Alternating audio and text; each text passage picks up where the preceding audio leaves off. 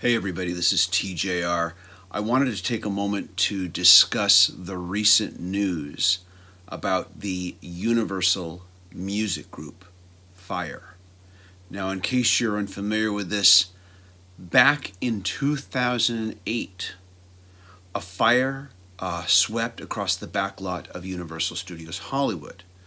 Now, while news of this fire and its effect on the Universal Studios backlots and tourist attractions were not kept from the general public, what was kept hidden was that the flames made their way to a building that was just simply referred to as building number 6197.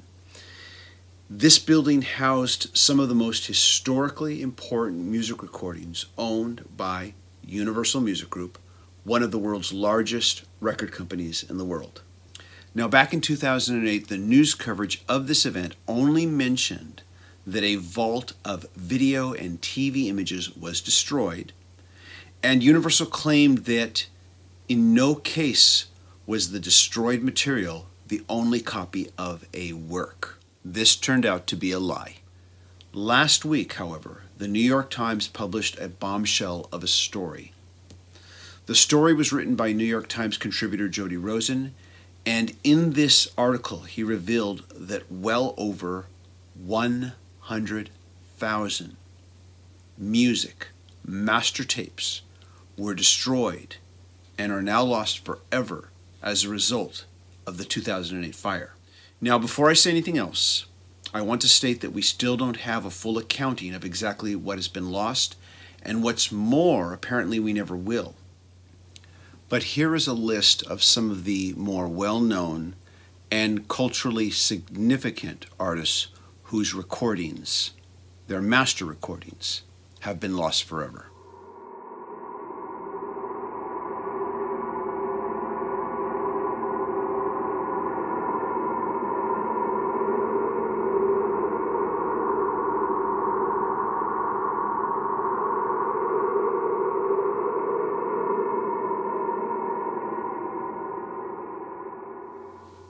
Now, if you don't know what a master recording is, there are basically two types. First is the two-track stereo master.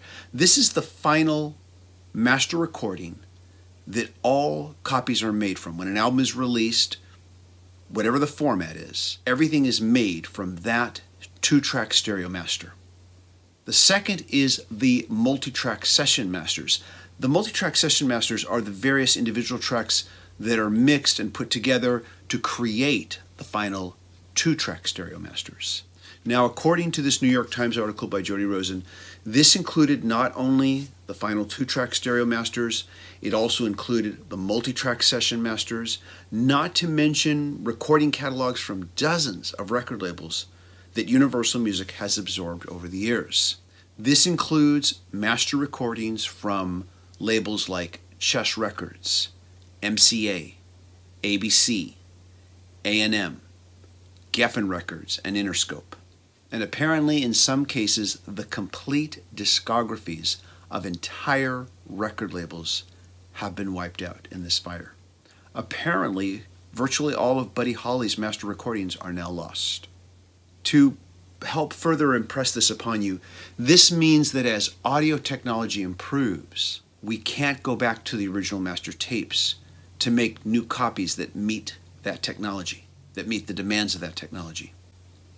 You know, you can take a photo of Vincent van Gogh's Starry Night, but nothing takes the place of seeing the original. If Starry Night was destroyed tomorrow, we would then only be able to make a photograph of a photograph. Think about this for a moment.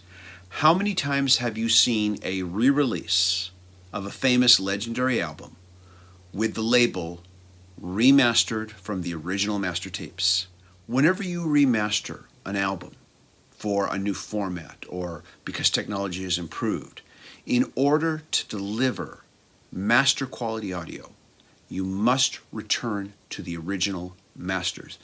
Otherwise, you are just remastering from a copy. And every copy has some level of degradation. Without access to the original master tapes, Giles Martin would not have been able to give us the White Album and Sgt. Pepper remixes. Nor would we have gotten the 2009 remasters release. of the Beatles catalog. The shocking thing about this is that Universal covered this up for over 10 years. So the first question is, why did they do this? There's a couple reasons that I can think of right off the bat. First, to avoid public outcry, to avoid embarrassment from the general public.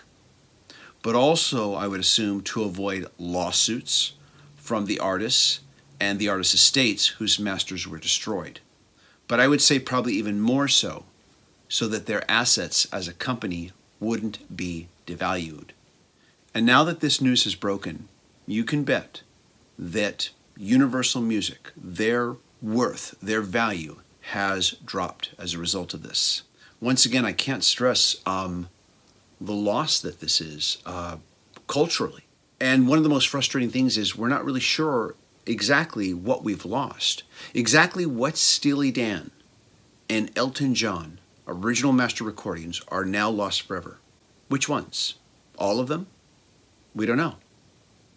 How many alternate takes and unreleased tracks did we lose from Muddy Waters, from Chuck Berry, from Tom Petty? Another thing I have to wonder is that since 2008, how many releases of an artist's catalog that was lost in this fire have we since seen reissued as being remastered from the original analog tapes? I'd be curious to know. And if Universal Music Group allowed re-releases to come out with that label, they are liable now for a class action lawsuit, in my opinion. The cultural loss to me is incalculable. And let's set aside the well-known, famous, legendary artists. There were tons of master recordings by artists that maybe we don't know about anymore, that have fallen into obscurity.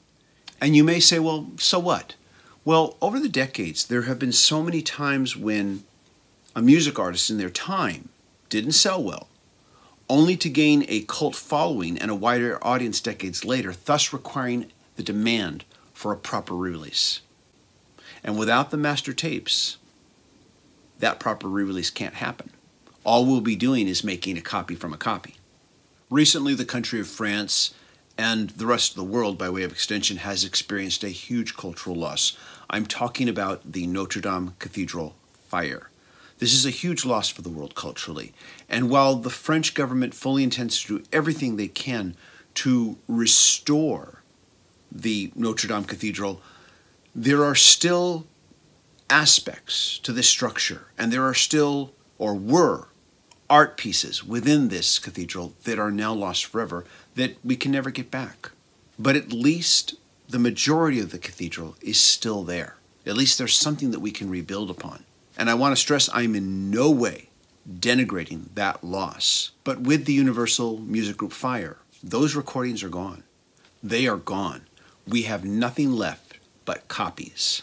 Now, if you want to know more about what happened and what Universal did to cover up the facts regarding this fire, you can read about it in the original New York Times article. I'm going to leave a link here under the description so you can go check that out. I do recommend you read this article in full. But the magnitude of this, the more I think about it, the more it just boggles the mind. And it's a staggering loss.